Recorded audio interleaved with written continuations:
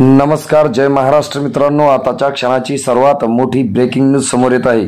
विधिमंडळात राडा, शिंदे गटाचे आमदार एकमेकांना भिडले। काय आहे सविस्तर अपडेट मित्रांनो, जाणून घेऊया। विधिमंडळाच्या अर्थसंकल्प अधिवेशनाचा आज शेवटचा दिवस आहे। त्यात विधानसभेच्या लॉबीत शिंदे गटातील मतभेद चव्हाट्यावर आले आहेत। मंत्री दादा भुसे आणि कर्जतचे आमदार महेंद्र थोरवे यांच्यात वाद झाला।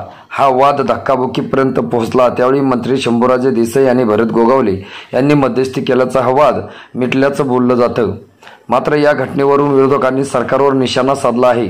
पोलिसांनी विधान भवनात येऊ नये अशी प्रथा आहे। सत्ताधारी मंत्री आमदारांमध्ये हमरीतुमरी होणे धक्कादायक आहे। वरिष्ठांनी लहानांना कसं वागवायचं हे योग्य नाही। संस्कृती धुळीत मिळवली आहे।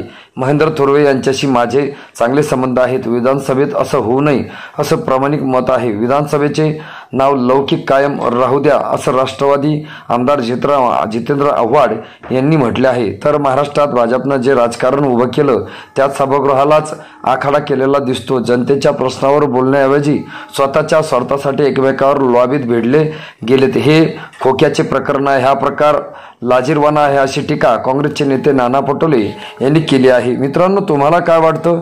तुमची प्रतिक्रिया आम्हाला नक्की कळवा। भेटूया पुढच्या व्हिडिओमध्ये। तुर्तास धन्यवाद।